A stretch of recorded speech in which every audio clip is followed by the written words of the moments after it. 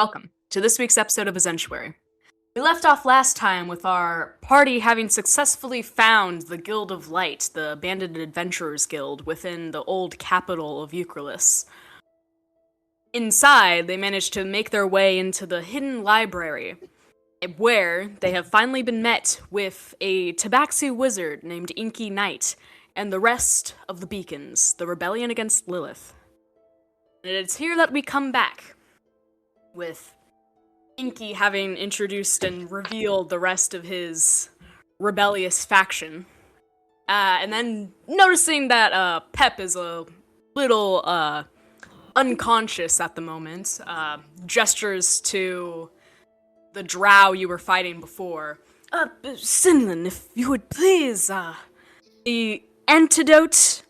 And this drow kind of grumbles to herself a bit, but she hops down from the lower level, or the upper level of the library and jabs another needle in Pep's neck, and he soon finds consciousness again. Nice. Ooh, that was a zinger. I had an idea. You're welcome. Can we retroactively do the introductions? I want to do something just because it sounds cool. Retroactively do the introductions? Like, can we rewrite a little history? Yeah. So, like, when we first come in, and I said, I introduced myself, and said my name to your people is whatever. Anyway, yes. I think it'd be cool if we're in this like triangular formation. So this is post battle. And I am glowing, so I step forward and I say, I am Tor, the sixth celebration, master of knowledge in the arcane. We before you are the exorcist of Belgragorn of the fiends, exterminator of the giant mole of the dryad underroots, slayer of the alligator of the labyrinth, feller of the giant under the mountain, healer of pestilence, pacifier of war, and challenger to the acolytes of Lilith. And maker's a pretty good soup. Lovely. Just to list out some accomplishments to make ourselves, like here's our CV. Yes. Awesome. Out of just for fun, roll me a performance check. Oh sure, you got it. Hold on. Performance. Where's performance? There it is. I mean, it's not great. It's a 13. Yeah. It helps that your reputation precedes you. And while the rest of the beacons kind of around the room are kind of like, okay, we get it. Inky, the tabaxi, is very impressed, and he starts giving a little clap, like, yes, we have heard much of your accomplishments. We are very pleased to see you here. This is exactly where you should be. You see, we are plotting and planning to fight and bring Laventia back from the control of Lilith. This is exactly where you belong. Well, as they say, wherever you are, that's where you be. The alligator in the labyrinth is quite intriguing. Do tell, why an alligator in a labyrinth? I am unsure, but you see, a companion here was carried off, and we had to go rescue him. I believe it was part of Lilith's companions' troop, her underlings, if you will. In any case, we slew it and rescued our friend. Yes, the fiends. They roam wild. Oh, yes, believe it or not few. All are aligned with Lilith.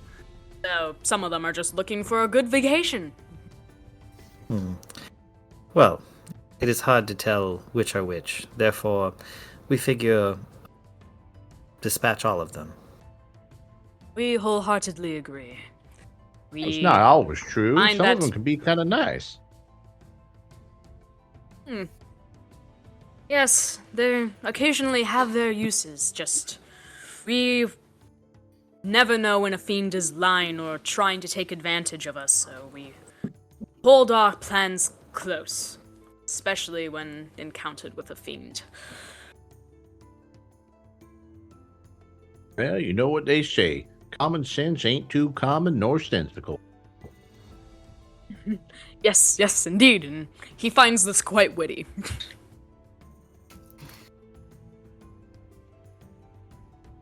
But if you would like, you can meet the rest of the beacons. I will be brief. We are quite a small gaggle. I ain't seen no geese around here. That you is know just what what they we say. call ourselves. Oh, well, I figured you might have some geese around, because you know what they say. What's good for the goose is good for the gander. Ah, no, I see the misconception. No, I just said it as a fun turn of phrase. Yeah, I reckon you doing right there. I mean, phrase turning's a good pastime. Yes.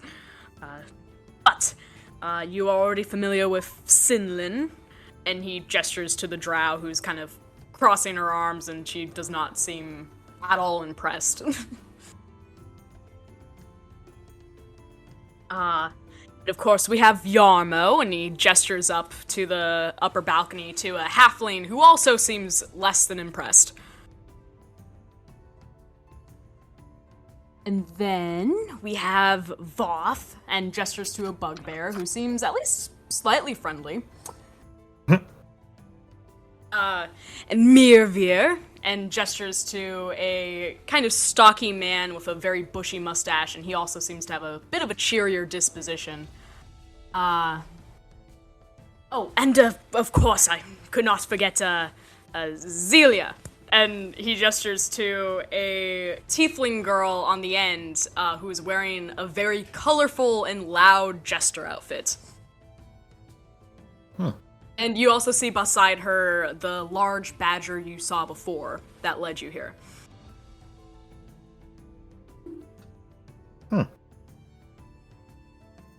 Oh, and of course, one last member, but he is a bit under the weather. And Inky seems very distraught by this. He kind of like turns his head down. What is the ailment? His name is Huss. He is an Aarakocra fighter. He went forth to scout the horsemen, had to crawl back after encountering famine. He is not well. The famine's effect has been too strong for him. It might help if he stops fighting Aarakocra everywhere he goes. I mean, it seems like he's got bigger problems on his hands.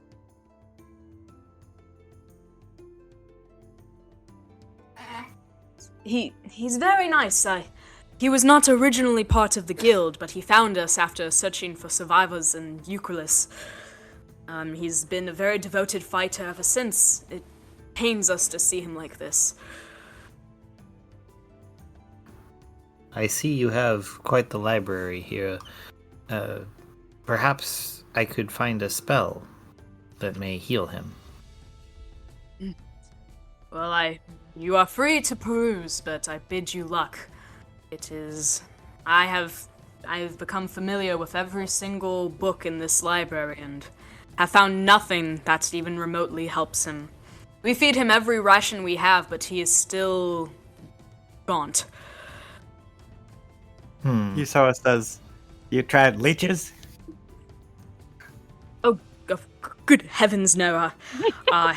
Quite afraid, but I don't particularly like the things. They have not proven to be very helpful in general. Leeches, good medicine. They suck. They suck the sickness out. I have some, if you want to try. No, that's quite alright. I do not need any leeches. You can just hang on to those and we'll do our best. I don't think the fiendish energy is going to be absolved from just a little bit of bad blood. Suit yourself.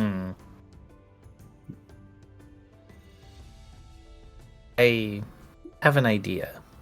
Do you have a tome of healing spells somewhere here? Yes, but they are few and far between. And I find most of them to be quite beginner. What kind of healing spells did you have in mind? Well, to be honest, it is within the field of necromancy. His face grows grave, and he kind of regards you, but kind of ducks his head and is like, I understand. I too have explored the art of necromancy in my seek for knowledge. And there is a book, but I recommend you try other methods before you turn into that. Well, if what you say is true, you continue to nourish him and his body continues to weaken. There is a curse at play that can be broken only by one thing.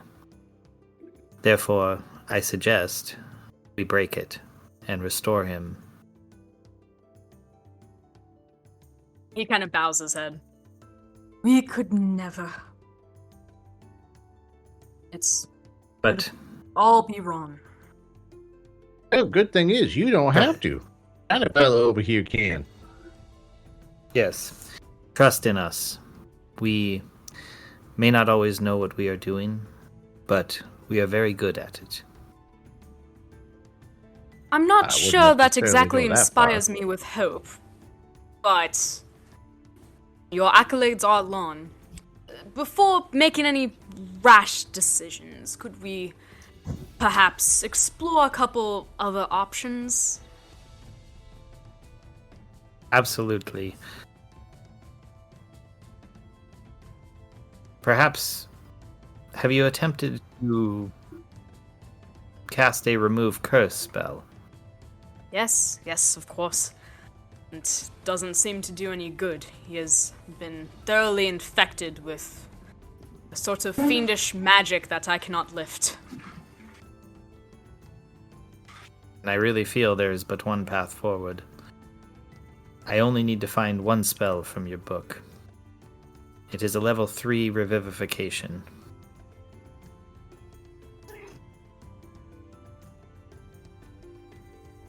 You are free to search. But Okay. I will say, please watch your step in this area. I may be quite lenient, but the rest of the beacons can quite often be opinionated and do not like outsiders. Okay. Understood. Pep Do you want me elbows Jor and to- says, what she's saying is some of the beacons are a bit dimmer than the others. I Understood. think I know what you mean. Do you want me to what do you want me to roll? Like an investigation to look for the book, or should I do like an arcana senses thing, like I'm trying to feel it out? That's a good question. I imagine Inky would probably help you, at least a little. Yeah. Because he So roll knows with of advantage? the book. Yeah, sure. Roll investigation with Okay. advantage. Investigation with advantage. Here we go. That is a 19. Alright. Yeah, Inky kind of points in a general direction of the library, and you see that there's some sort of, like, darker hallway lined with bookcases that delves deeper. It seems to almost be some sort of, like, forbidden archives. Okay. Yes, but he kind of points you in that direction, and he does not seem, like, willing to follow you, but he's like, you can't miss it. I will nod and proceed. Yes. As you do, you're kind of in a much more dimly lit, smaller area, not as big and vast as the, like, 3-story tall tower of books before. And it does seem to be a bit more of dark and forbidden languages that lie beyond. But you are able to find a pretty promising looking book on the art of necromancy. However, as you pick it up, You look up from your selection and you see a cloaked figure standing in the room.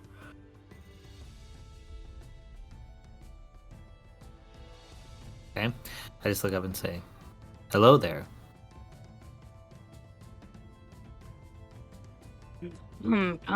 Tell me you do not forget someone you have already met.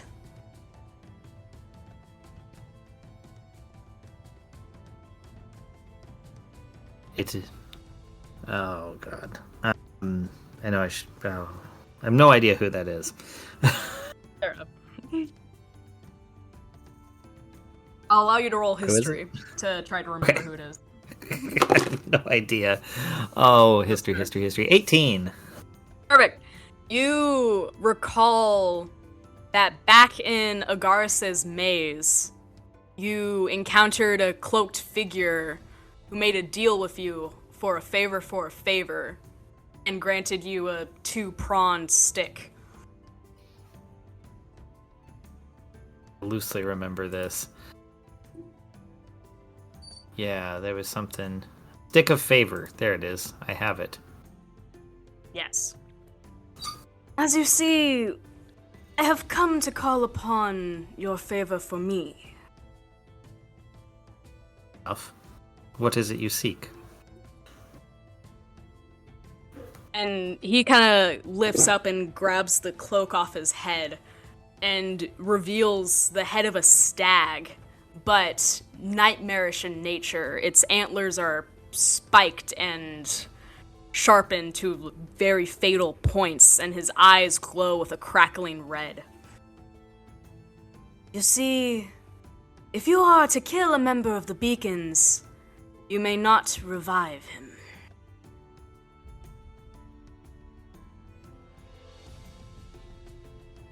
Okay.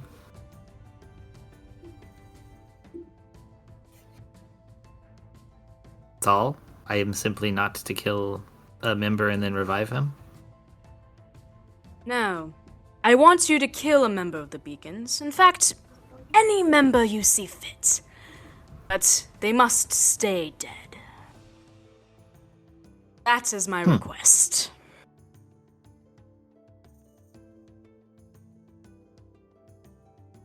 But who you kill is not my concern. Understood.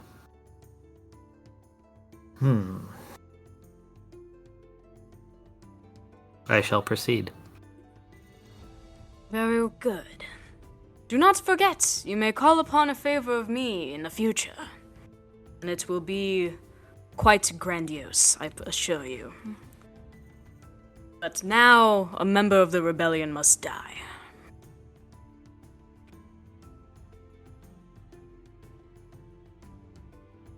It shall be done.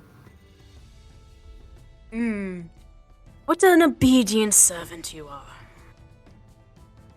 I will be watching. You must complete the death in the next 24 hours.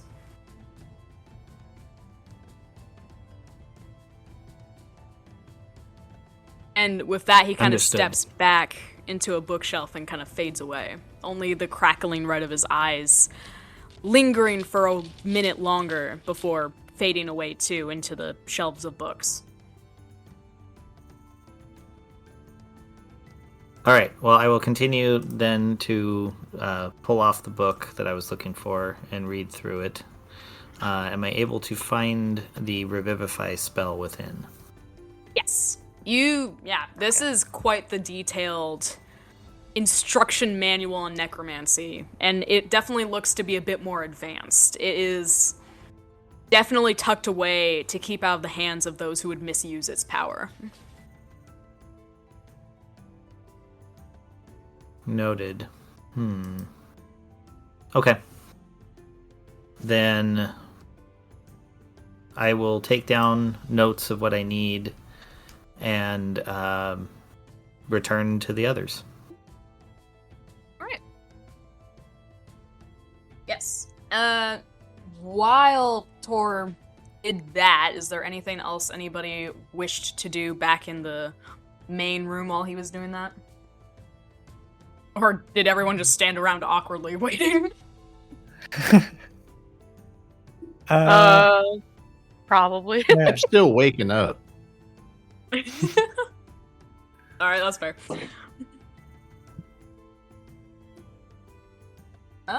Let me roll something really quick, actually. Yeah. While Tor disappears, Usoa, you have the drow named Sinlin kind of like looking you over, and she kind of looks at you with disdain. So, you're undead then? Yeah, pretty much. And you haven't, done anything to make us concerned about your presence here? I see. You want to know history. Let me tell I you. want to know if I can trust a zombie. I desire only vengeance. And Lilith is on the list.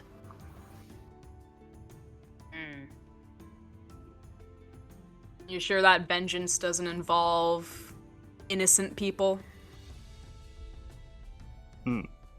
Only if vengeance is on their behalf.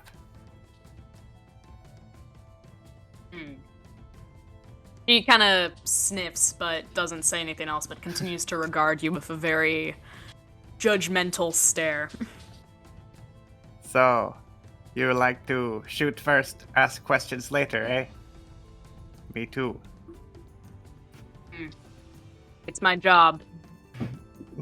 And I'm not going to apologize for taking your friend out over there. It's okay. Poke for a poke. She gives a light laugh at this, almost like a chuckle of respect.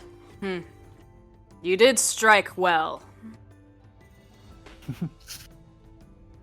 Thank you. My respect Don't to do you that too. again. Oh. Well, as long as you don't do anything to cause it, I suppose not. She kind of harumps and walks on.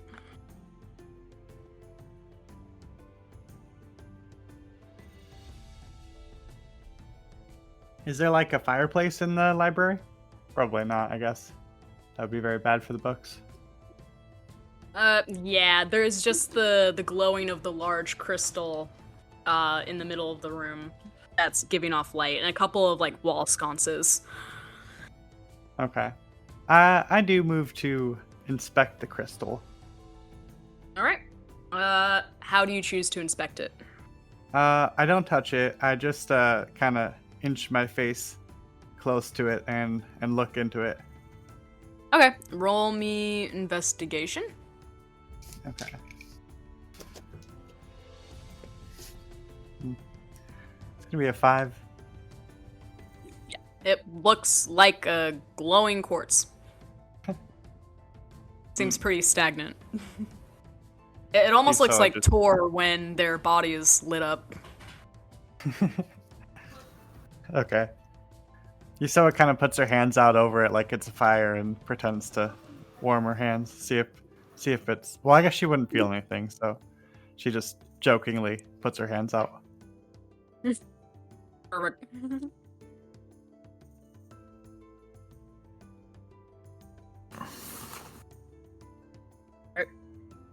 And if nobody else chose to do anything, then Tor, you return with your notes in hand. All right, I go to the leader and I say, we have options here. If you are willing to trade one of your other companions,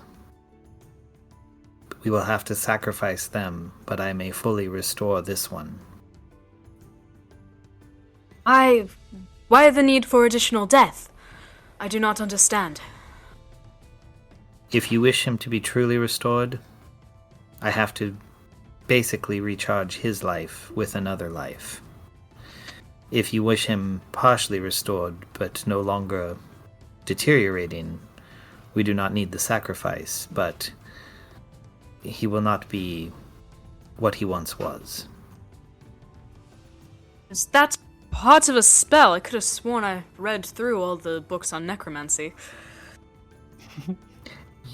Yes, but understand, I am thought given form. I am capable of things beyond your books. They are like a foundation on which my knowledge can be built. I am able to do things that you will not find necessarily in the surface reading of your books. Roll me a deception check. Well, it's true, I am. Alright, that's true. Hold on, but deception. If I'm rolling deception, I got a -1 on that, which puts me at a whole 6. But I'm not trying to deceive. I that was an honest thing. I am capable of doing things that are beyond what they are reading in their books. Believe it or not, I actually rolled worse than you. So yeah, this totally succeeds. God. Okay. He kind of Alright. gives like a really solemn nod. And he kind of regards you and is like, "May I reflect on it for a moment? I do not think the death of another here is necessary. We are small but mighty, and everyone has a purpose. But to lose us... Please, let me think." Well, as you think, remember, the choice is between him fully restored and simply not deteriorating anymore. He kind of gives a nod and walks off. He seems very downtrodden, like his tail is limp behind him as he walks away. But please, make yourself at home. Some of the beacons, they are quite friendly once you get to know them.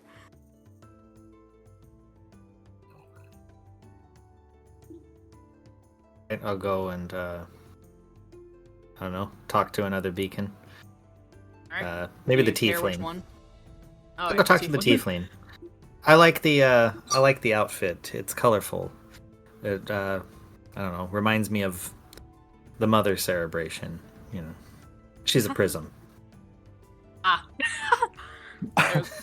How do you approach the tiefling?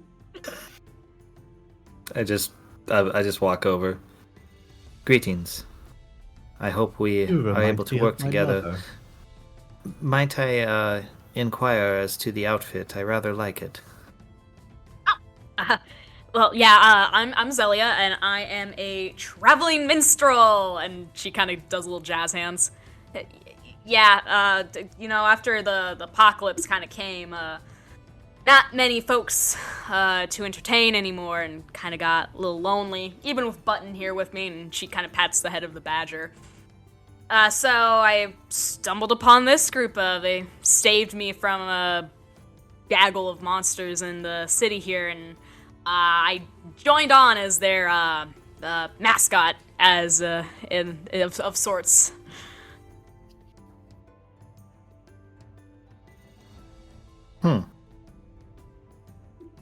I'm sure that you would be quite the skilled assassin. What? Oh no, I'm not very good with a blade or knife or a fork. I've stabbed my own hand while eating once, but it's the thought that counts. I put on shows every once in a while for the beacons, and they always politely clap and give me great constructive feedback on how to make my act better, and it's a great time.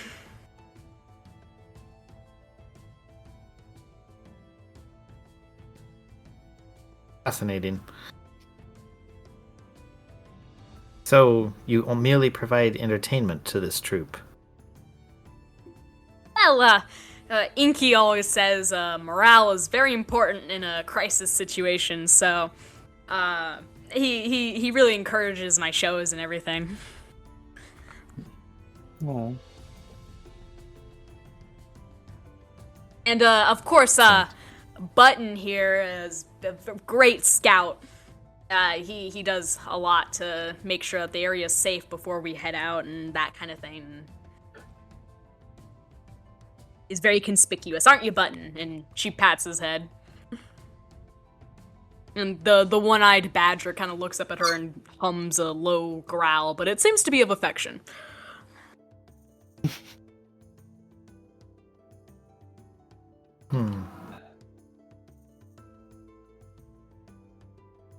What is the sick one's name? Interesting. Wait, are we all there Pretty much. together? Yeah, I assumed Yeah. that you're just kind of hanging around. Oh, you mean Huss? Yeah. Yeah. You should have seen him before the incident. He's one of the strongest among us. He wasn't originally part of the. He was kind of like me. He just kind of stumbled across him one day and joined on, and has been a devoted and caring member ever since. So it's really hard to see him like this, you know. How did he get sick? Run in with famine. He was trying to gather information, but got captured and taken down underground and left alive as a message. But he discovered some really important stuff. For instance, the way famine is kind of stockpiling his power is through forcing the surrounding villages to give them rations and supplies and food. It starves the nearby villages, but empowers famine. How does he force?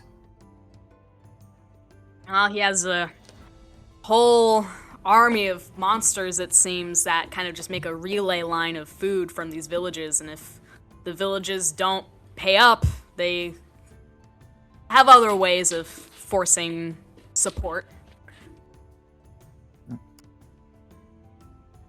Mafia. Classic. I don't know what that word means, but sure.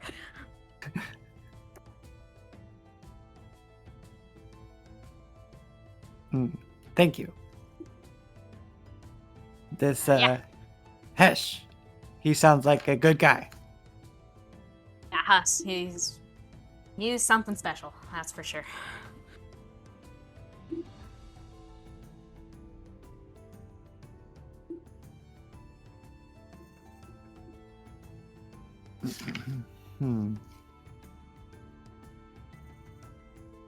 Yeah, I'm not sure who else to go talk to. You can glance around and see what they're all up to. They've kind of dispersed a little after, like, the kind of proposition that was given. They all are kind of having time to reflect. Is anyone practicing magic, like doing anything that would catch my eye? You see that the stockier, mustached man has kind of sit down, crisscross applesauce on the floor, and is tinkering with a small, kind of wind-up toy.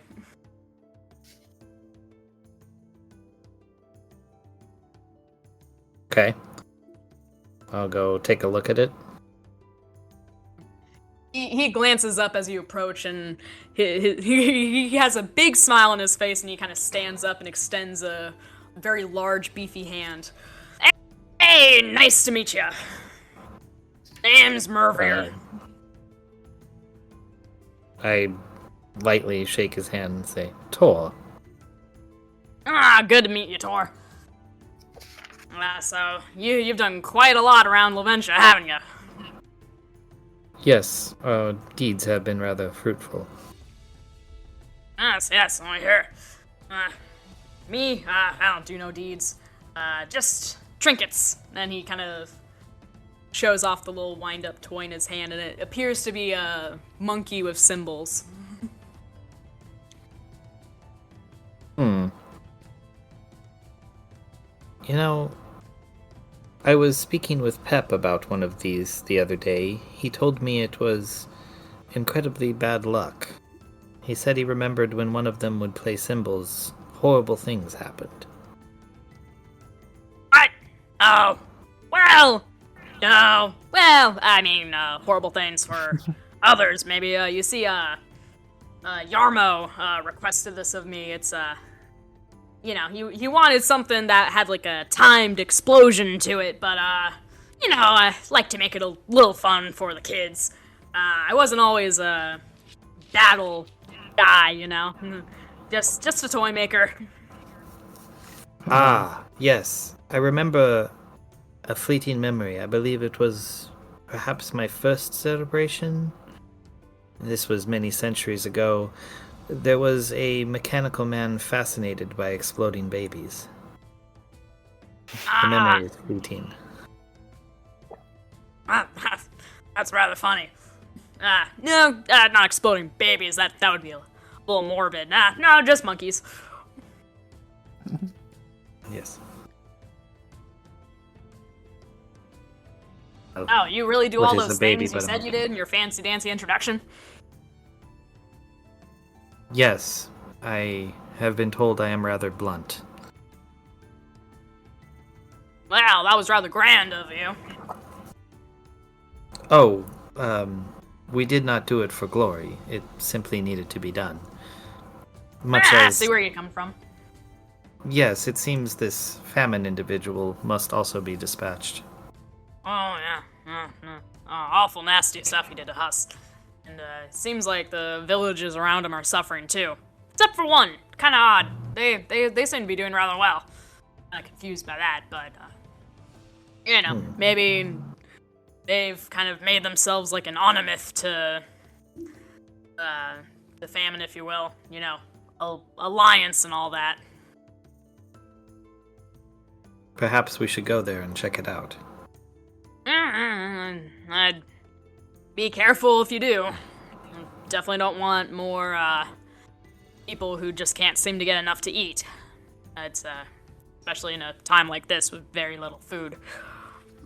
Well, then I am in luck, for I do not eat.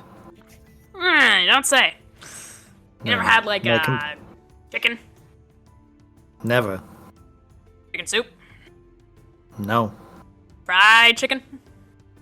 No. I What about have chicken not in a consumed sandwich? Have you ever anything. had chicken in a sandwich? Oh, that plus a little bit of mayonnaise. Great stuff. Oh my fucking god. I will have to take your word for it. What you consider sustenance is unnecessary, for you see I am made of crystal. You don't say. Then he kind of gives you a little tap with the back of his hand.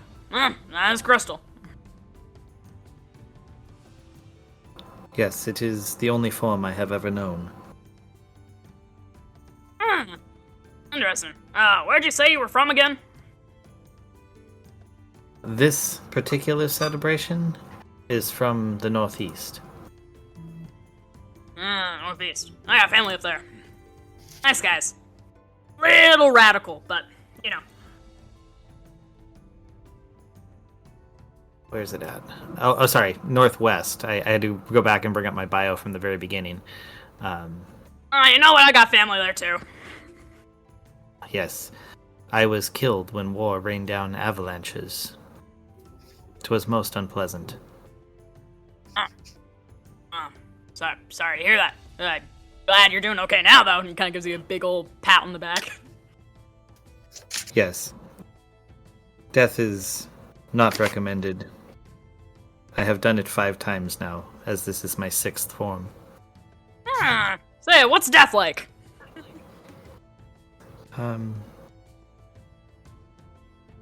The act of transition sometimes is pleasant, sometimes is painful, but actually being there is bliss. That's reassuring. Yes. It is why I am both a pro-mortalist and antinatalist. Fancy words. Never got a hang of those. It comes with being a wizard. Oh, wizard, huh? All those books and studying. Inky is a wizard too. Quite accomplished. Yes, though limited in perspective. I hope to be able to teach Inky how to be more effective as a wizard, that we may be successful together in defeating Lilith. Oh, you can try. Inky knows a lot. It's hard to teach him much of anything. Belief in one's superiority is often a recipe for failure. Mm-hmm. I suppose that's right. He kind of goes back to screwing something in his little symboling monkey. I heard your solution to Huss. I'm not sure I quite agree with your methods, but I think we might all agree that as strong as Huss is, it just wouldn't be right to sacrifice another member. Well, as I was explaining to your leader, you have 3 options. The first is always to do nothing, and let him continue to decay until there is nothing left, and then bury his remains. We could halt the progress of the disease as it is now, but he will never get better. He will just remain. Or we can restore him, but it does take life to charge life. Well, just be careful when you play God. And he goes back to tinkering. I say, God has nothing to do with it, and I turn around and walk away. Damn. Alright. What's everyone else doing? You see that Voth the Bugbear is practicing sparring with the unpleasant-looking halfling. Sinlin is off being broody somewhere, and that's it. That's everyone.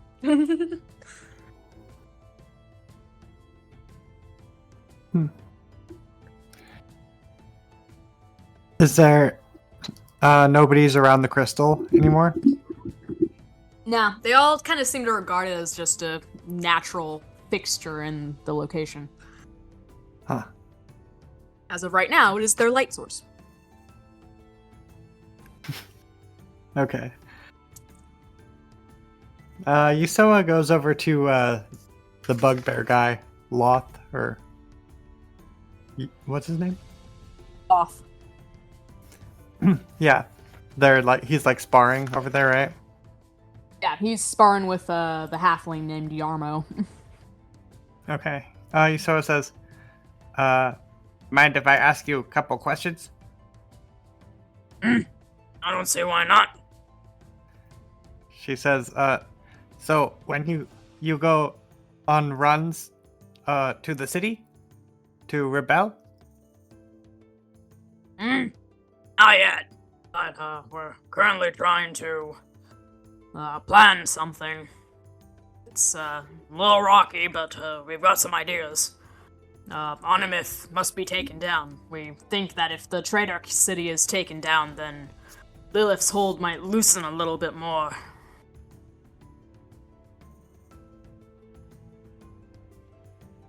So, you've been to Onimith before? He gives kind of a curt nod. It's not a friendly place. They didn't really seem to mind me, because half the population there are monsters now since their allegiance to Lilith. But they don't like those who speak out against her. What's it look like? Tall walls? Really good fortification? Yes, but not as good as Eucrylus once had, and he kind of beams with pride. The capital city was always better than Onimith, and I guess that's why Lord Von got upset. And as soon as times got tough, he wanted to be the top city again, so he made that allegiance with Lilith, and Eucrylus was wiped out.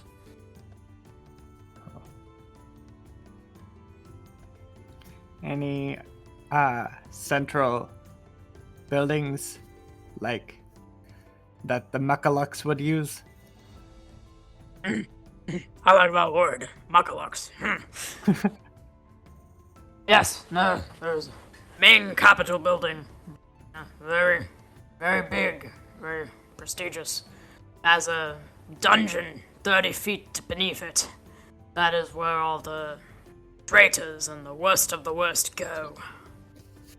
But right under Capitol Building. There's a great opportunity there, if we could just find a way to get in with a promise of getting out again.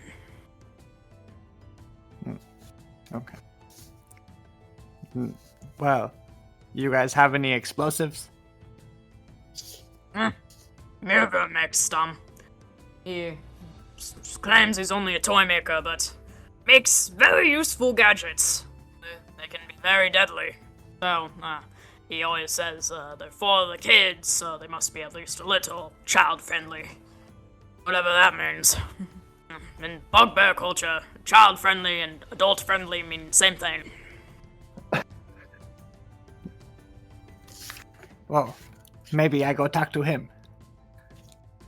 I think he's making something explosive for Yarmo right now. Wouldn't startle him or nothing. Wouldn't want this whole place to go, kaboom. Yeah, if you know what I mean. Oh no. Okay. Can I reach out to him with my mind? With my psychic whispers? I suppose so. How does... Let me look it up. How exactly does it work? Get yourself and others. Telepathic, common... Wait. Communication with There's one or more creatures you can see. Okay, so it doesn't have to be a willing creature. Yeah. Okay, yeah. Must be within 1 mile. Yeah. I would definitely say he is within 1 mile. Okay. He has just finished up conversation with Tor. Okay, and the name is Mervier. Vinith? Oh, Vervier? Okay. I say, Vervier, do not be alarmed.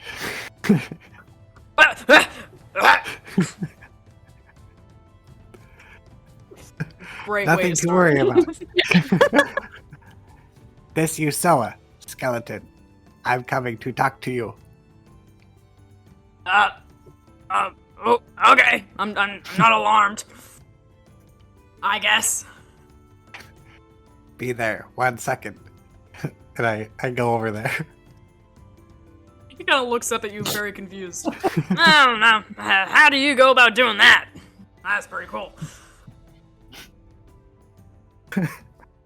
Okay, anyways, Usoa says, so I heard you know about making explosives. Yeah, trinkets, gadgets, toys, that kind of thing. You find any books in the library about explosives? I wouldn't know. I can't read. But, Inky might know some books, or maybe Sinlin. She seems like the type to try and read. Personally, I wouldn't know.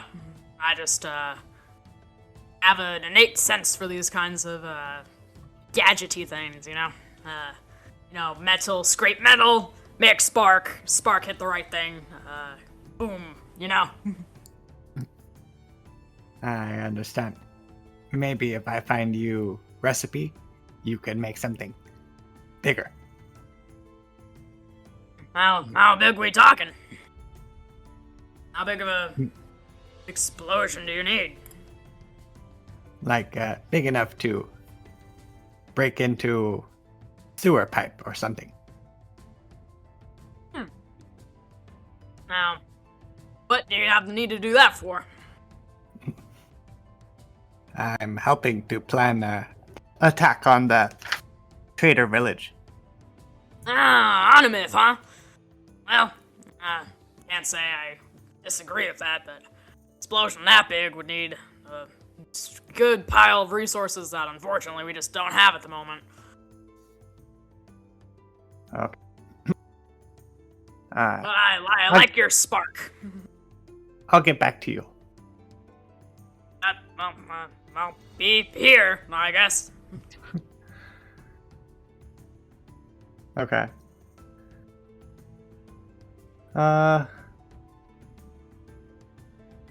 Yeah, if you wanted, I could probably help you. Oh, okay. Yeah. Yeah, what I you mean, I got? can read. Well, I figured if you're looking for a Oh, book you on can read. explosives, I can Oh, yeah. probably help you find one, read it, and we can figure out how to make something happen. Oh, okay. All right. Or Yeah, Pep's if got you, his pot. I'm sure he could cook up something. yeah. Okay. Just trying to prepare. With the downtime we have.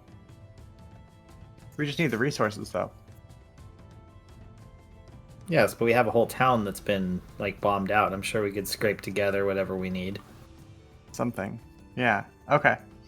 All right. Well, Yusoa goes over to Tor and explains sort of the plan and the book to look for. Okay. What should I do? Should that be do I go looking for it? I guess just, yeah, investigation. Investigation. Ooh. Where's my investigation again? So that is a 27. Oh, yeah. You glance around the library and you immediately go, oh, yeah, and pull out, the first book and hand it to someone who's like, here's it. And sure enough, yeah, it's a book on how to create really big explosions with a perfect, kind of level up type chapter orientation where they start with very small sparks and fireworks and then going into, large objects of mass destruction. Huh. Kind of an adventurer's cookbook.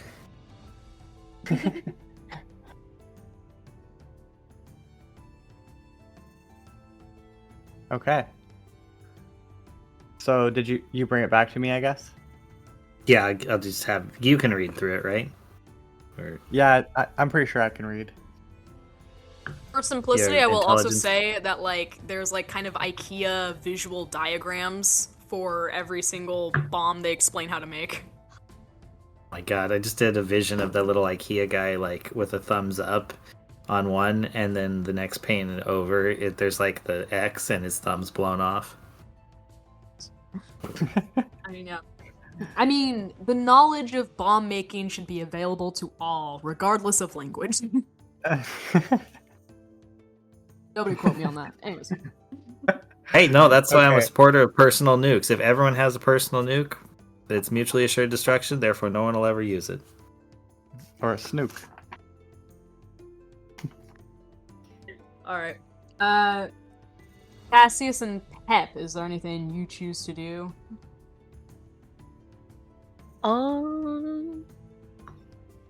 Nah, he's just gonna be I don't know, just standing around, I guess. Fair enough. Pep, do you choose to do Well- anything?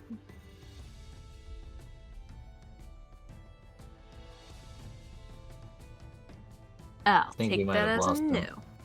Yeah. Oh no. Oh yeah. He lost his mic. Oh no. Ever the delay. Well, while he's working on that, I will walk over to where the sick one is, and I'll take a seat next to him, examining him. Yeah. Am I coming through? Oh, yep. Yes. are. Oh my god, Diggity hello. dang.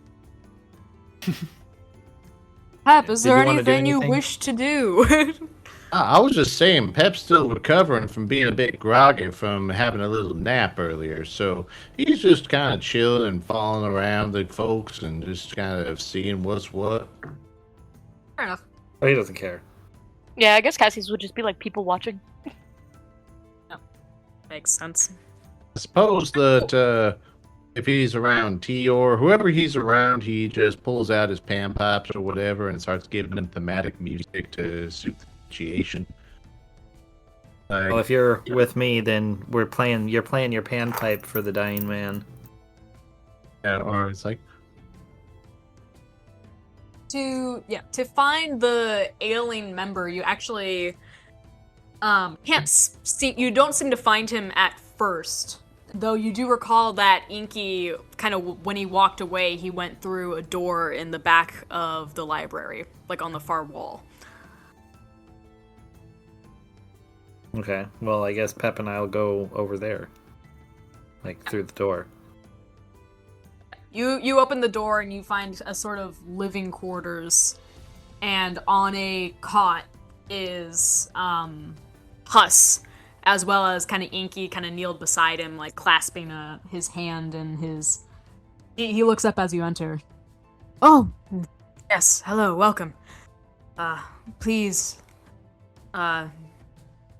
You may see and examine him, but remember that he is not always like this, and he is a very proud and strong individual.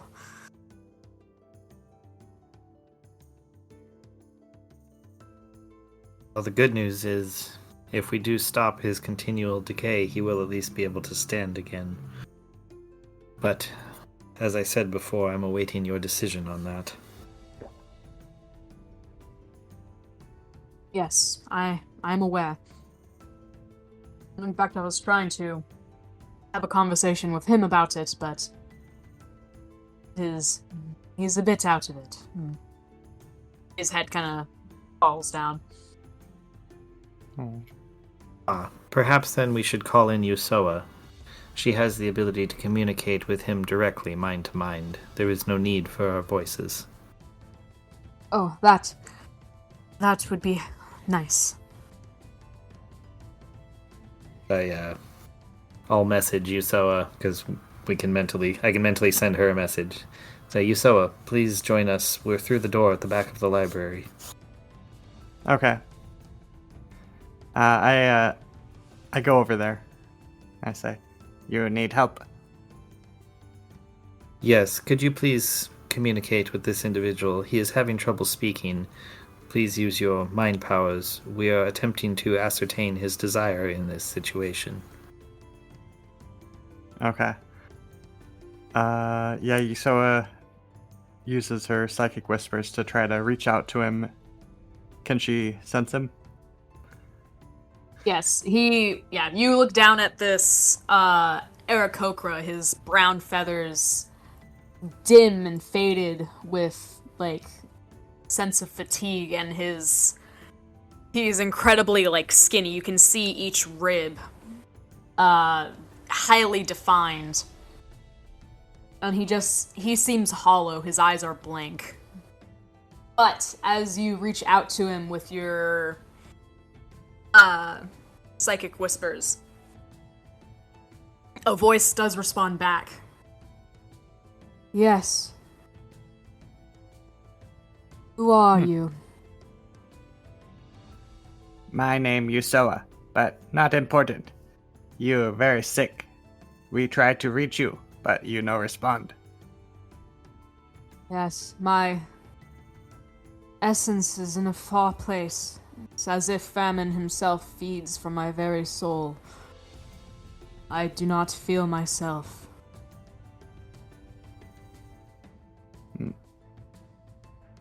There is a way. We think we can help. But first, might make you a little dead, like me. Well, I'm already half there. So, you down to try it? Wait, Yusoa. You must explain the options. If he wishes to be fully restored, remember another here must die. If he just wishes to stop this decay, to at least be able to walk again, no one must die, but he will never be the same. Oh, okay. Alright, I tell him, listen, 2 options. 1, we end it now. 2, we resurrect, but somebody else might die. I I don't cannot think ask ended- for the death of another party member. I just think an end it now is not exactly the right way of phrasing or a dying feather. Yeah, that's really not what I was going for. What? What? You saw us misunderstanding you. So you don't. Obviously. Yeah, we DQ you by stabbing you through the heart. Yeah, that works. Hey, you don't suffer no more. That I mean, works. that's true. He'd feel better. I mean, and you'd I kill thought I was someone. offering him a humane way out, without having to kill one of his friends. I thought that's what you wanted me to offer him. Yeah, No, you maybe- found the fourth option. Oh, Yeah. Maybe you I show it misunderstood. to a dime feller ain't the best emissary of our good intentions. You saw us dead brain. Oh my god. Yuso's like, hey, I'll make this real easy on you. I'll just kill you. I mean, Hey, you don't got to suffer I've no decided more. the solution. Warrior's way out. Yeah, you can't decide. I'll decide for you. That's what anybody would want. Alright? Wait, so what was the other option, though, besides one of his friends having to die? I was supposed to convey. what you're supposed to Classic say is we can Yuso. stop your suffering and you can walk again, but you will never be the same. Oh, okay. That doesn't mean we're gonna kill you. Oh, that Well. doesn't sound that good. We'll just kill him I mean, instead. it can totally be misconstrued that way. I just Yes. figured if we get him on board with the worst case scenario, then we got the green light, Fair enough. If you just want to kill him, go for it. Or make the offer, I guess. Well, I did say the other option might make him a little dead, just like me. Hey, fair. Not Yeah. fully dead. Yeah, there you go. A mild Yeah. case of death. Yeah. Very mild. Death All right, light. so make that offer. Would you like just a mild case of death, full death, or full restoration? Okay. All right. So yeah, Yuso says. So would you like mild death, or full death, or restoration? Oh my god. You kind of you're surprised because he's able as you're like speaking psychically, he turns his head and like his blank eyes settle on you. I have seen the gates of hell and I no longer crave life, and I no longer crave this balance of life and death. But especially to kill one of my own would be death itself.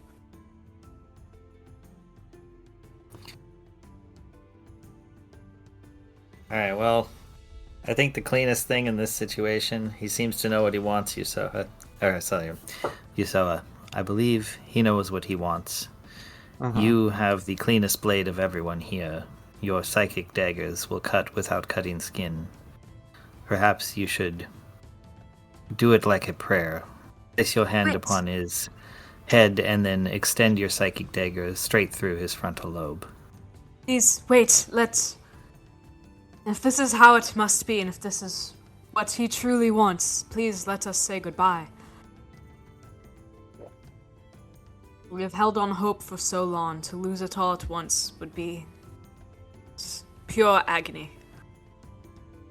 Well, then I recommend Well- telling your friends, because he obviously wishes to depart post-haste.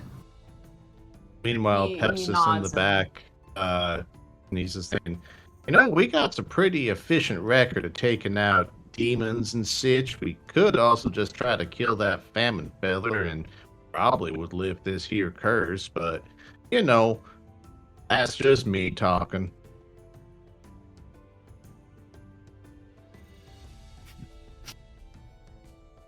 You're right, that is just you talking. I send a Everybody else message. is settled Quiet. on murder. Quiet, Pep. That's We enough. got murdering going on here. I'm trying to be all altruistic. God damn it, Pep, we were about to have a clean old murder that everybody could agree on. It's It's like the first time we've ever. It's a mercy thing. Yeah, it's really- Come on. Yeah, it's a release. Yeah. He wants it. You couldn't hear that conversation, but he said he wanted it. I ain't hear Anyways. nothing. Before we go any further, Yusoa kind of reaches out again and says, "You still there? Can I ask you a question?" Of course. Got Told nowhere me else my to last be. answer. Oh no. Never mind. I don't want to tax you too much. You say goodbye to your friends. Then I ask. No, I have something to say to you. Yeah, what is it? Oh, never mind. He was gonna You're gonna die soon, it's fine. I asked him. You don't need this information. It's fine. It's fine. I'll ask you a Okay. question. This is the most strength I've had in a while, knowing that it'll soon be over. Please, I choose to not leave anything unfinished in my time here. Okay. Were you in the dungeon at Onmith? Onimith? Not at Onomith. I found the lair of famine. What did it look like? Any access points? It's deep below ground. He has made use of a temple of another deity and has transformed it into his own private inner sanctum. Only a chain of monsters delivering his food are allowed in. I was dragged through the lower levels before being brought upon him. They were aware of my presence in the rebellion and as a message, drained me of my vital essence and left me for dead to be found by my companions. It is a cruel thing, having your very essence stripped away and eaten at. I think I can relate to that. The worms in my coffin. Very bad. Worst. Anyways, You understand my pain well, then. did you hear any passwords? No, but there are keys. Keys held by select creatures. Oh. What was the name of the god that the temple was in? I'm not fully sure. It was some sort of god of the harvest. Maybe Shanti. It was something incredibly spiteful on his part. However, I will say, even with this endless stream of food he was supplied, it never seemed to be enough. He himself is a bottomless pit. Just like me, he cannot be satiated.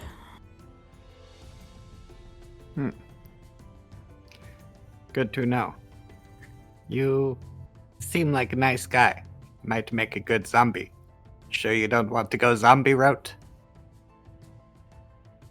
I appreciate what I can assume is praise, but I have lost the will to keep fighting. Nice thing about being a zombie, you don't have to maintain your will, you just keep going. A life without will is a life not worth living. Well, you're unlifed.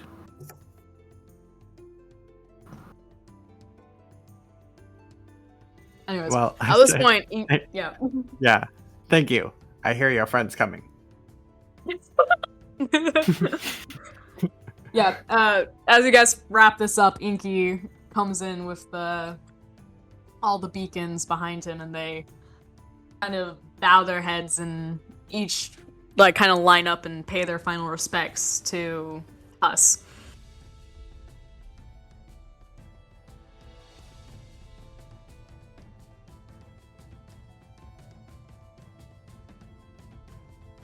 And finally, at the end of the line, as they have all kind of bowed their heads and held their friend one last time, Inky steps away and kind of locks eyes and gives a slight nod.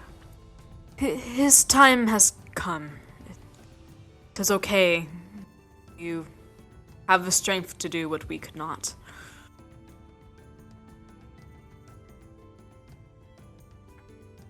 Yes. Better this way. then more suffering.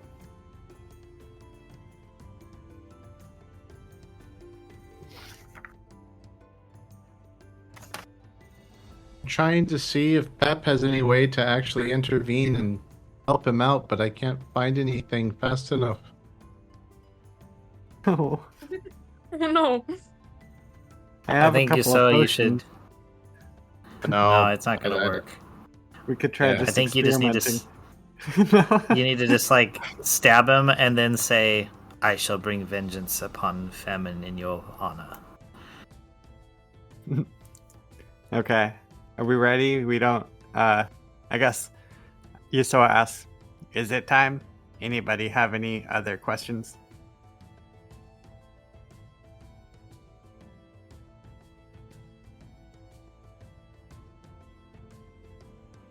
All the members kind of shake their heads.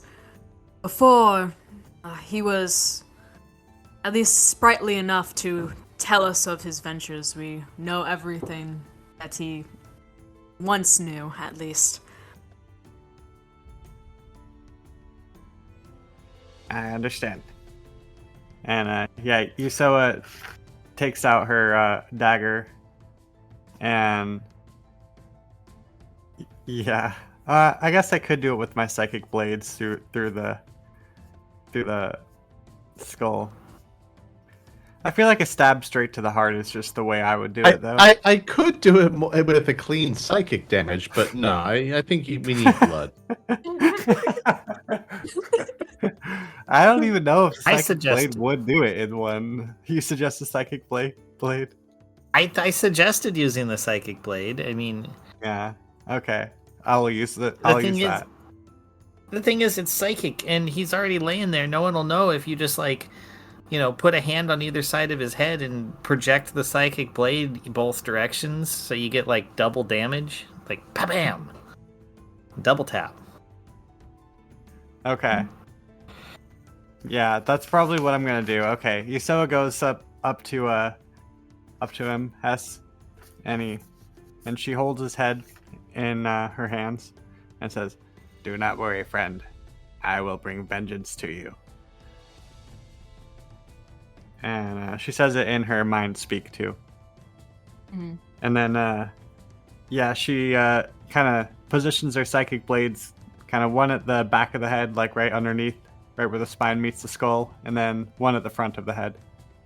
And I guess does the deed, plunges them through.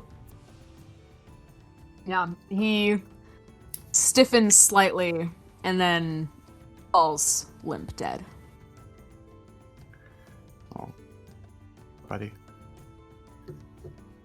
He was good man.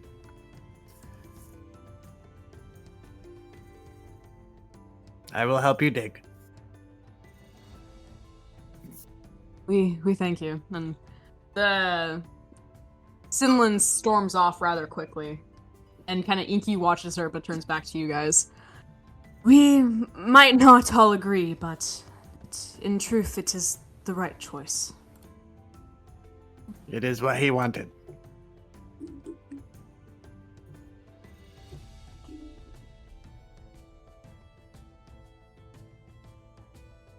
Yes.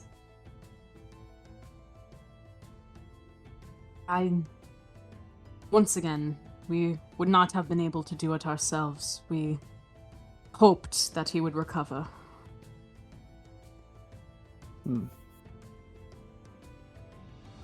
I understand.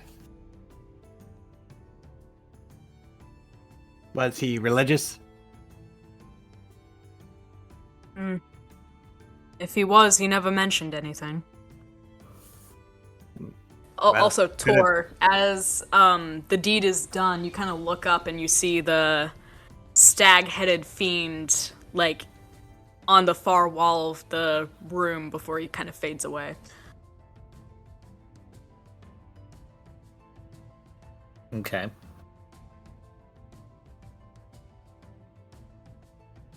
Huh. Anyways, I don't sorry, actually. No. Oh, okay.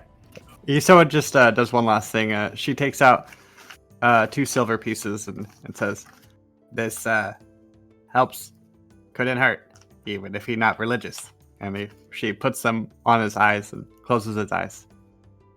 Aw, that's sweet. Okay, Inky now she's nods. done.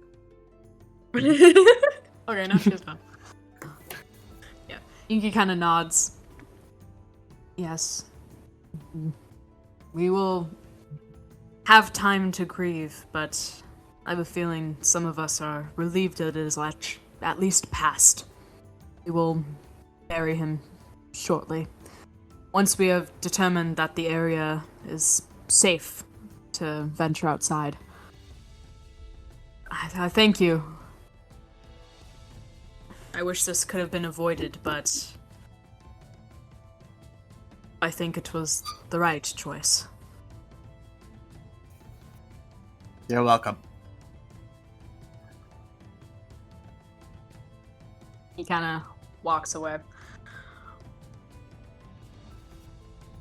Nice. Okay.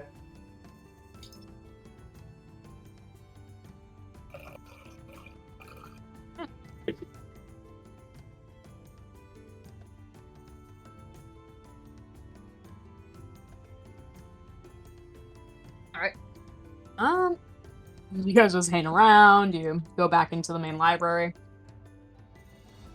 Yeah, what do you do after you kill someone? Yeah. Yusoa definitely does some meditation of rage because that's how she deals with injustices, basically. So does that for Well. like a good hour or two. Just And says, some "Well, additional suppose I should get happenings. some soup going. There you go.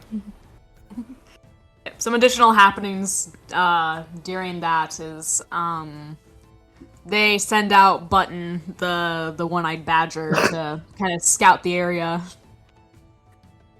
and ensure that it's safe to go out and bury Huss.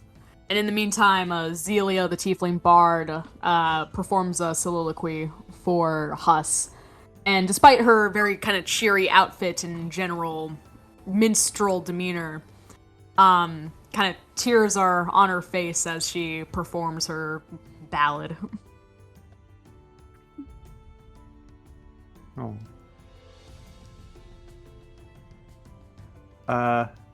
Yusoa gets out that book, the explosions book, after she's done meditating, and she takes it over to Verveer,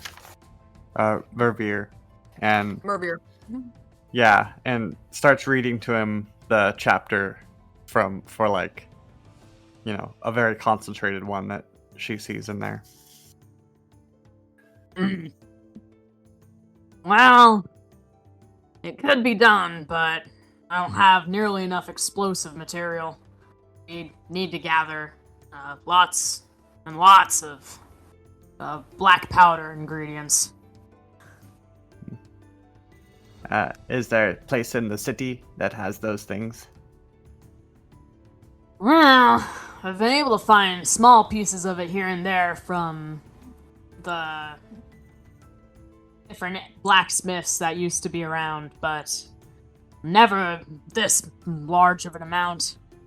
However, there's a mine entrance on the far edge of town that I haven't really explored much. It's not really a very safe venture, full of monsters now that Euclidus has been taken over. But, it's a coal mine. I do know. I will discuss with Clutchmates. I mean, if we can find a way to break into Anonymous, it'd be a very worthwhile venture for us. We've been trying to think of a way to lay siege to them in a productive manner for a long time. We were trying to think of some stealthy ways, but if we had enough force behind an attack, it might prove to be a good use of time to go all out.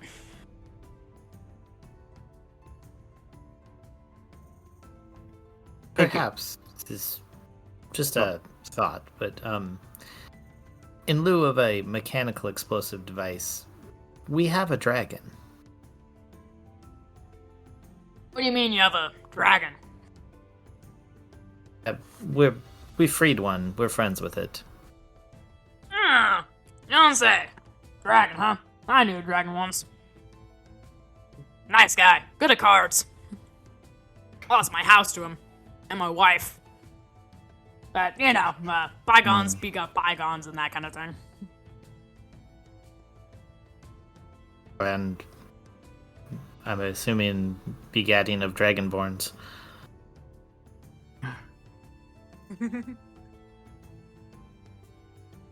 No. Everyone in this world's out to get something, you know? I don't blame them. My wife was a beauty. Yeah. Anyways, dragon. And you're sure this dragon would be willing to attack a whole city full of monsters and a very capable army for you? I would say the outlook is good. Could change things. Gotta be careful, though. There's a captain of the guard in Onimith that's really not one to tangle with.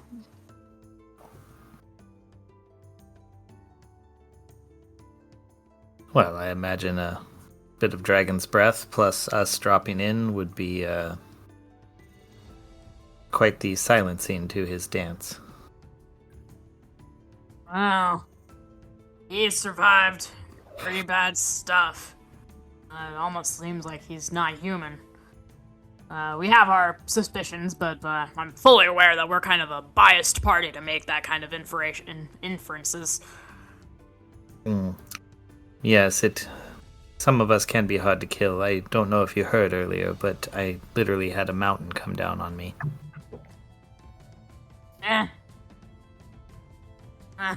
That would kill almost anyone. I suppose it's worth a shot. But I'd be careful. The city's so closely aligned with Lilith, you never know just what lies in wait to defend her honor. This is the Lilith we're talking about. A valid point. Which is why I feel that it's necessary to take out all of her underlings first. We fully agree. It's just quite the daunting task. Though I know of quite a few of these guys who are itching to get out there again. Inky has been kind of laying low for a while ever since Huss came back like he did. But I know definitely Sinlin, Yarmo, and probably Voth would be eager to get their hands on a little bit of avenging business, if you know what I mean. Either to famine, or death, or Lilith herself. They're kind of itching to get back into the swing of things. But Inky is not really eager to lose any more members. We're already quite small, and applications for new members are not very potent. Well, then I believe we should make our strike wisely and targeted.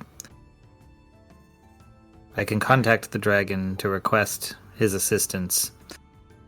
We perhaps should use him primarily as a distraction. We should make our way for famine, using the dragon to keep the eyes upward as we may sneak in from underneath. Interesting. Underneath, you say? Like through the dungeon? There's a possibility. I simply meant beneath their gaze. But yes, if there is an access through the dungeon, we should do so. Well, that was our original plan. Have one of us get arrested on purpose and try to make our way into the Capitol building. The dungeon lies directly beneath the Capitol building.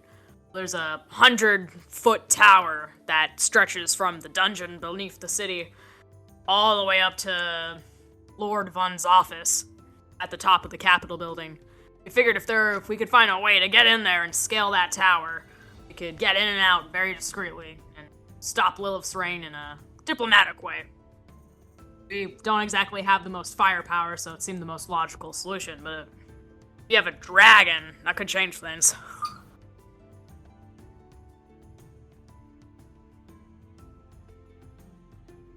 I think we should proceed with the use of the dragon, and in the need of a backup, I do not believe that the dungeon would be capable of holding me. Confident, aren't you? I like that. And he gives you a big old slap on the back. Yes, well, it comes with the territory. Oh, yeah. Well, if you have any plans, I'll try to arrange with Inky. I know he's currently trying to make sure that Huss can get buried properly. But I'm sure he wouldn't mind some ideas of how to get things moving. 'Cause, sure, taking things head on is dangerous in and of itself, but lying around like sitting ducks isn't gonna help anybody either. And we're beacons, damn it! We're here to light the way. Yes, I agree with you. Let us get lit.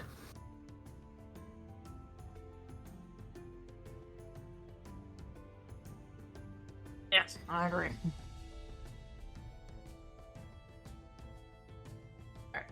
And yeah, as he says this, it seems that Button, the badger, has come back and has properly scouted the area. And at this, Inky kind of directs Sinlin and Voth to lift up the cot-carrying Huss's body and takes it out to where they can bury it. As they're kind of walking past, Sinlin looks at Usoa. You said you wanted to help bury? Yes, I can help. Follow us and don't draw too much attention to yourself. The area's safe, but there are still monsters about. I'd like to ask Usoa. Usoa, would you like my assistance in the digging? Many hands make light work. Okay. Usoa asks Sinlin, do you want extra hand from my party? Extra hand, no extra hand, doesn't really matter. Just come with us if you want to help, or don't. Usoa tells Tor, come along, keep your head down, stay quiet. I follow until we get up there, and when the spot is picked, they start digging and I cast Unseen Servant. I see. Well, I didn't know digging sounded like water. Oh, sorry, that was my tea. I didn't know it was coming through.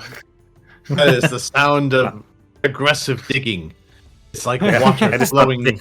That's how the Unseen Servant moves the dirt. Yes. Yeah. It moves through like water. Wow, the dirt is falling away so quickly, it's almost liquid. Oh my gosh. Sorry, we're in a silly, goofy mood tonight. Usoa gets down to it with her hands and just starts digging. Yeah, with 4 sets of hands working, you guys all dig the hole pretty quickly, and Sinlin and Voth kind of jump down into the grave to lower Huss's body in.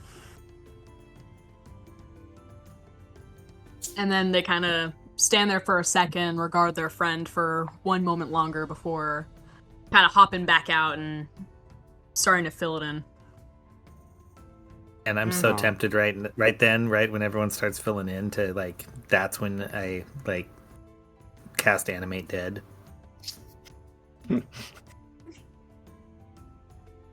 Oh my god, he's alive. No. I'm not, but we can't would have be the any funniest. nice things.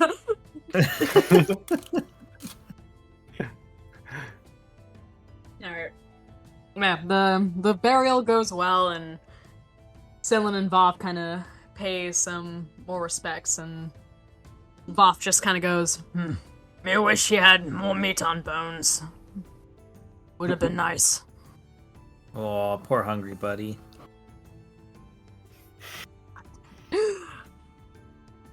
And Sinlin kind of gives a nod. But he was still a great warrior. He died as he lived. And they kind of bow their heads a bit and turn and go.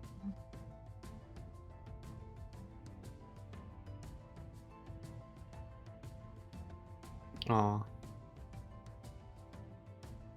Assuming you guys follow back, unless you just want to walk No, around outside of Nucleus. I think I follow back, yeah. Yeah, fair enough.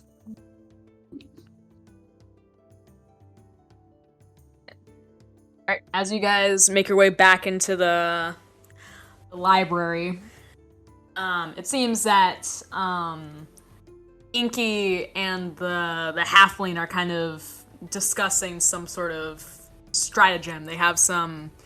They've turned over a couple of tables and, like, blackboards to reveal some, like, maps of... that are labeled Onomith, and some key kind of blueprints that they've managed to scrounge up. Oh. Okay. I tell them all about my plan of exploding into the sewers. The sewers, you say? I mean, would get us into the city without being noticed. It is rather hard to walk in and out of there without being made aware of. And then I also tell them about the other plan involving our dragon friend. This is when the halfling pipes up. You have a dragon? You guys all Well- seem so shocked. Like it's so uncommon. To quote unquote have a dragon is quite the feat, wouldn't you say? Especially one that is willing to topple cities.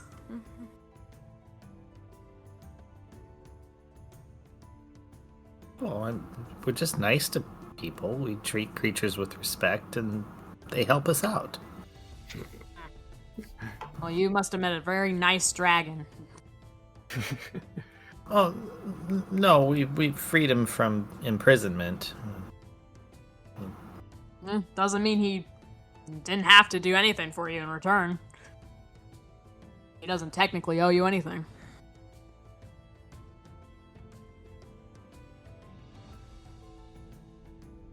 True.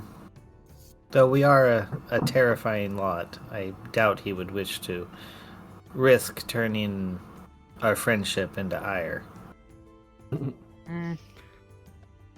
But He kind of gives a shrug, but turns back to the blueprints. Well, if you guys claim to have the firepower, we could blast a hole into this wall here. Your dragon friend kind of helps crowd control. They've got quite the army behind them. Probably hundreds, I would say. Definitely not enough that, you know, the 6 of us plus you 4, I guess, could take on. But there is another potential connection within the city. Oh, they don't really seem to be friendly, and they're led by a fiend.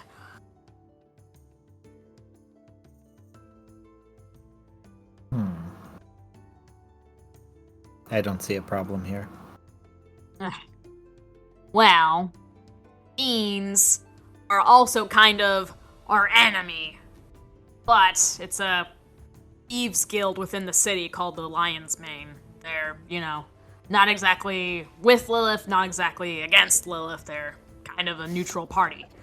But, I mean, if need be, I think we might be able to convince them to join our cause.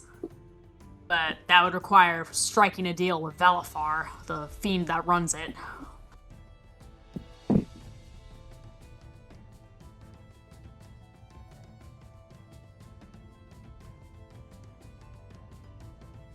That definitely lend to our firepower, plus you're a dragon. Plus, Agreed. if you guys were willing to help, you guys, It could just be enough to turn the tide. There are some major We can make- contenders to look out for.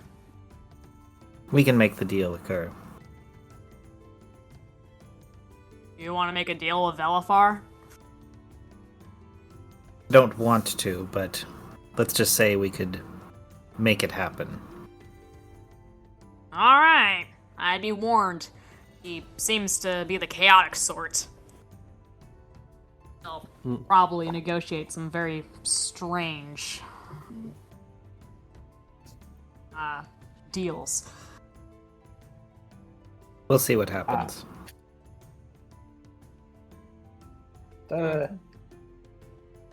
One more idea. Could help with both plans. Does the library have any books about invisibility spell?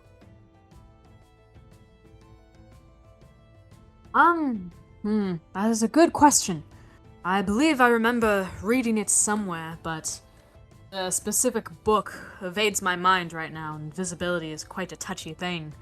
We might be able to find an apothecary book or an alchemy book that has invisibility potions. This would remove the requirement for the user to be magical as well. Yes, let's look for that. Well, there's a number of alchemy books over there. I would look for the one with the gold-rimmed spine. It has the more advanced concoctions. It's just a matter of gathering the ingredients.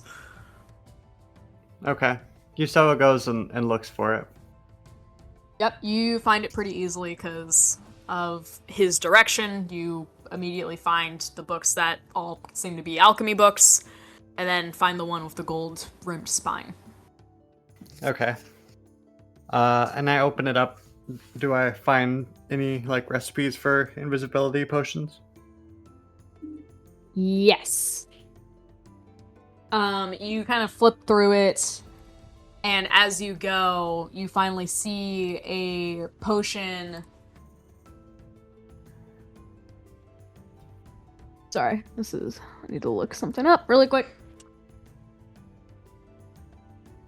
Blah blah blah. Okay. Yes. Yeah, you see a illustration of what looks like an empty bottle. But you are able to find a recipe for an invisibility potion, which requires an eyelash encased in gum arabic, a strong spirit, and the wing of a bat.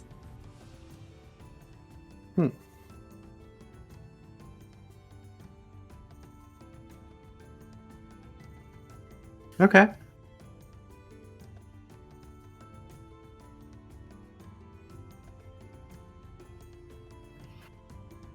Well, maybe if we go to the mine, we can find a bat.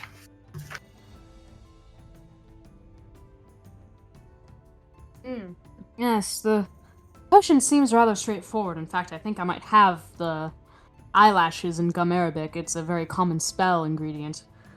High distilled spirits is a harder case. I haven't been able to find good alcohol in a long while. At least not around here.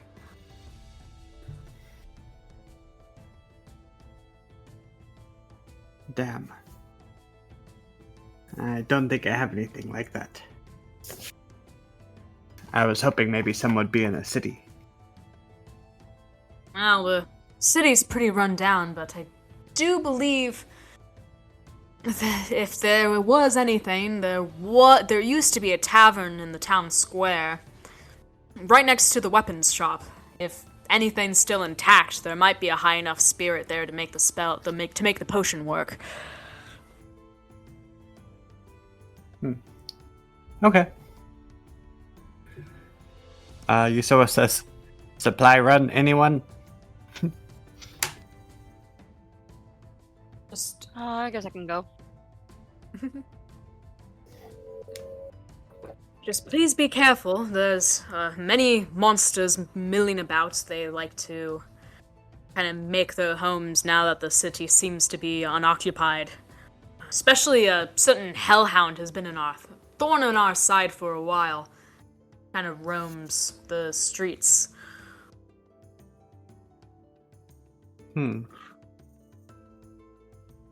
Thank you.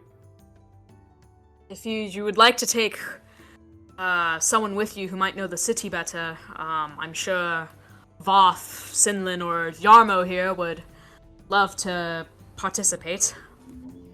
If you feel the need for extra manpower. Sinlin would be good. She's kind of watching conspicuously from the side and perks up at her name being called.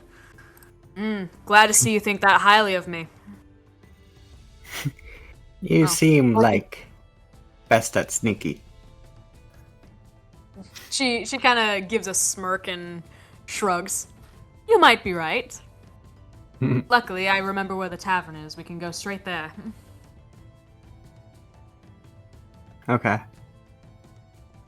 Yusoa kind of offers to any of the party if they want to go. Kind of gestures with her hand. I also hear from Muravir, you're looking into that mine for other resources. We can hop by there as well. Yes. I'm itching to get some blood on my blade. We might need some more people to help with the mine. And she I'll kind come of with you. raises her. Okay. Okay. Alright. I'm assuming do you choose to at join? least two.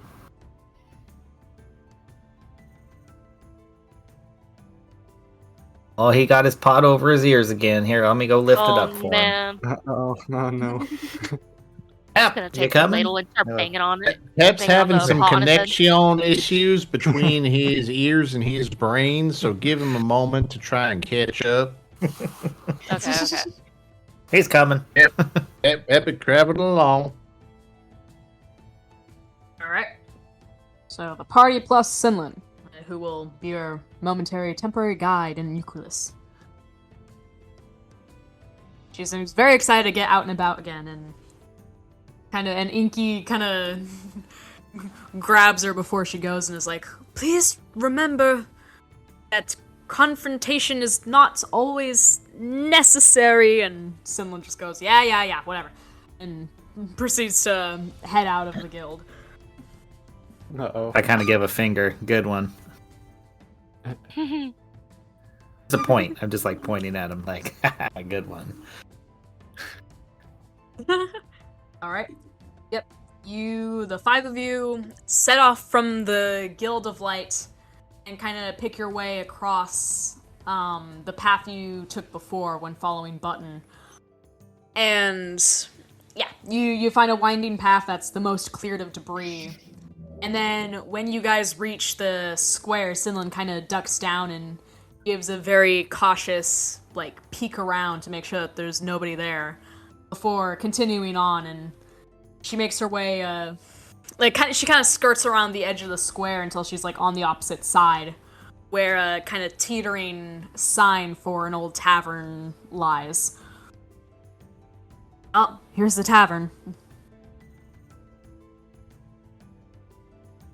Okay. Yusoa sneaks up to the window and looks in through. Yeah, it's pretty run down. The bar is almost broken in half. There's a large splinter down the middle of it where somebody seems to have been flung into it with very huge force. Additionally, tables are overturned, stools snapped in half, and definitely looks like a big fight happened. But other than that, it seems empty. You do see, a few broken bottles and a couple of lone bottles still standing on the shelves, as well as a door on the far wall that seems to lead to a back room. Alright. Yusoa goes in through the front door, opening it nice and slow to hopefully make it quiet. Yeah. You want to roll me stealth? Yeah. Let's see. It's 26. Oh yeah. You're That stealthy. door is yeah, that door is silent. Not a creak to be heard. Okay, she As goes you in open and it, sneak in. yeah, sneaks in, kind of hunching and walking very lightly, looking where her feet are. And she goes up to the bar. Yep. You look over the bar and you kind of look around, inspect a few things. You see some shattered like steins on the floor. You see like a keg up on the counter that held beer but is now kind of broken in half. And additionally on the back shelf, you see a lot of broken glass, but you do see a couple intact bottles that seem to hold either light brown or clear liquid. Okay. She picks up the one that's clear and opens it and smells it. Well, I guess she can't smell, so she Tends sneaks to back smell. out and brings it to Pep. Says, "Old one, you smell anything?" I ain't that old. Sheesh. All right. But I'll you got give the her a best whiff. nose of all of us. Yeah, mayhaps. You got to be a connoisseur of some things in life. Alright, are you gonna give it a whiff? Naturally. Alright. Roll me investigation just for fun. Well, that ain't necessarily a strong suit, but somehow a nat 20. Wow. I'm the least Yeah, important thing you in the give it a entire s- campaign. Yeah, you give it a sniff, and you're immediately able to discern, like this is some really nice like white rum. You know, it's pretty good, pretty mellow, like not too harsh. You know, you can get all that notes. Like you're like, this was. I don't know. This was taken from like you can smell like the floral notes in the aging process. I don't know alcohol. I was just going to say, you might want to stop while you're ahead. You're right. Anyways, you kind of give it your help. Like you kind of give a little nod, and you're like, like it's pretty good, and it's a pretty good alcohol content. But you've definitely seen stronger stuff. Huh. Okay. Well, Yusoa gives it to Pep and says, "You keep this. I look deeper." And then she goes back in. And this time she goes in and she grabs the brown bottle, and then also goes back to the back room. All right. You open the back room, and how are you proceeding? Definitely sneaking still. Gonna open it nice and quiet like the first door. Okay, roll me stealth. This one's not as good. It's gonna be a 15. Ooh. Yeah. You are able to creep in, but as you do, you hear like noises, and you kind of duck down lower, and you kind of peek your head around, and you see a group of 5 undead kind of staggering around. They seem to be investigating the bottles, and they're grabbing some of them and struggling to uncork one bottle of very clear looking spirit, and they're trying desperately to uncork it, but are struggling with their kind of rotten fingers. They don't have the grip strength they once had. Okay. Yusoa kind of... Yeah, she like lets out a moan like a zombie. Goes, ah, and then like stands up and kind of saunters over like zombie-like to blend Yeah. in with one of them. Yeah, roll me performance. Okay.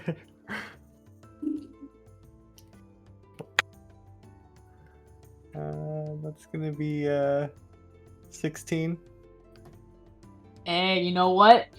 Yeah, you walk on up next to a zombie, acting, very stereotypically zombie, and he kind of tilts his, rotting head towards you, and gives a shrug and offers the bottle to you, like, and, as if like, oh, I don't know, man, like, you try.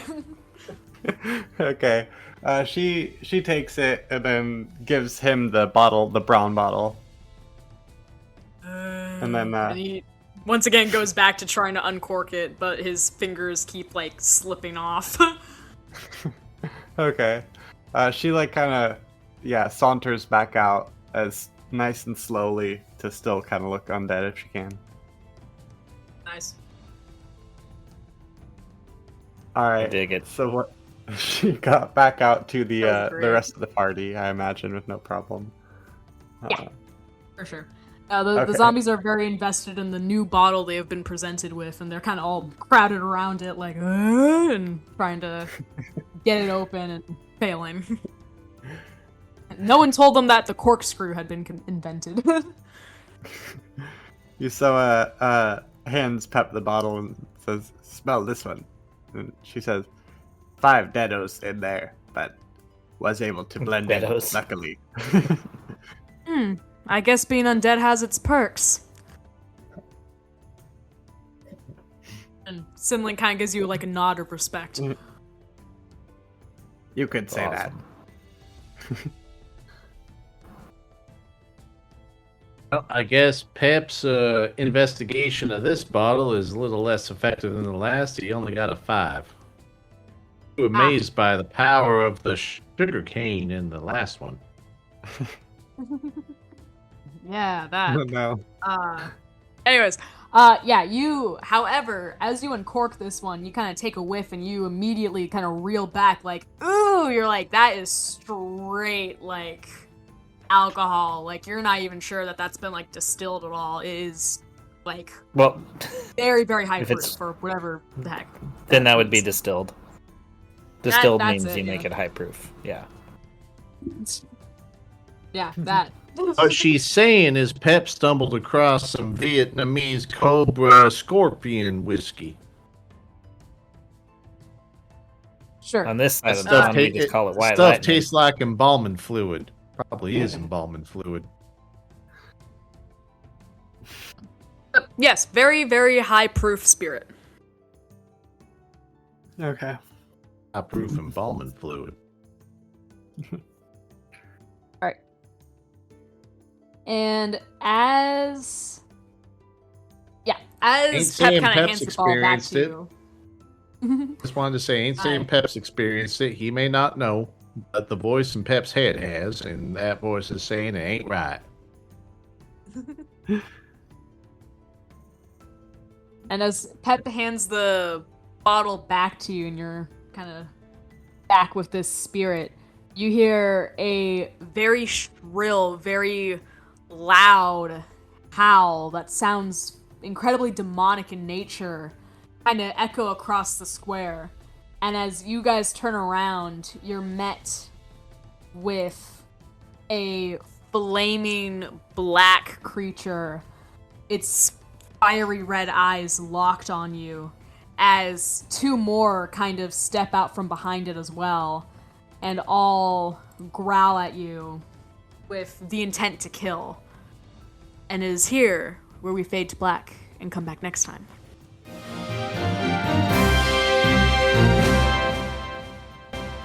Dun dun All you see is a little smile across my face as I look at it. Alright. Cool. That went well. Yeah. Yeah, we only about killed it. one Yeah. hero. He was gonna die anyways. Yeah. I mean, you're not wrong. I will say, I was not expecting you guys to immediately turn to, let's just kill this guy before any prompting. Merciful end. Oh. Yeah, so what the fork guy with the stick with the fork, I guess we have to like reconnect with him next episode to figure out, or like I guess our debt to him is paid now, right? Yeah. No, there was you no are free debt. to ask a favor of him in the future. Yeah, Mm. we're banking for the future. See, I didn't have to even. I could have saved the guy and just not owed him anything later on, but then there would have been something else to deal with it. But it's worth it to bank it now, especially since the guy was going to die anyway. Yeah, for sure. And Technically, he you already wanted to set the die. deal that it was a favor for a favor. Mm-hmm. Yeah. Yeah. No, I thought that was super funny, especially because as I was like thinking that up, I'm like, oh, you know what? Alex is gonna have absolutely no context for this Yes. because this happened while he was gone. I almost didn't remember it. I was like, oh yeah, Yeah. that did happen. Yeah, like a fool, Tor just made a deal with a random cloaked figure in a maze. Well, no, That sounds like a good idea. he tried to get us to do a favor, or he tried to give us a favor right then, and I said, no, I will keep your symbol, and later we can make a deal. I never agreed to the deal at that time. That's true. Mm-hmm. Yeah. You guys handled that very well, though.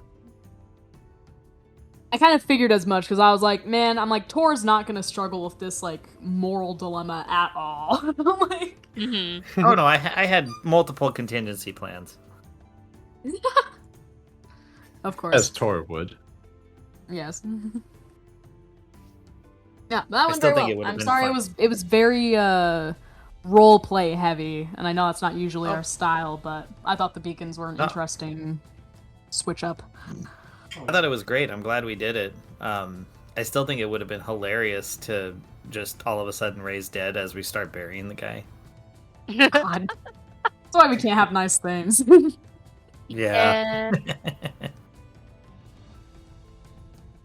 Oh, that went very well, and and you guys immediately latched onto a lot of things, and that it's very nice. It's very good. I like that you guys are so eager to overthrow governments.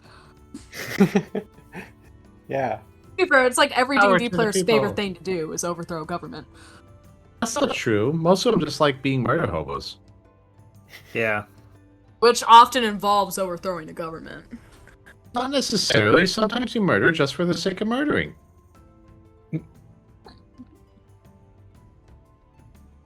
But I'm very excited to see where this goes. Mm-hmm.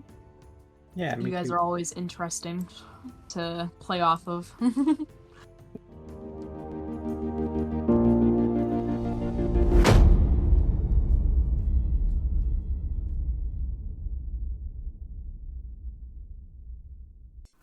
This has been an Azentuary LLC production. Find us online at azentuary.com for our character bios, merchandise, Patreon, and more. Thank you for listening.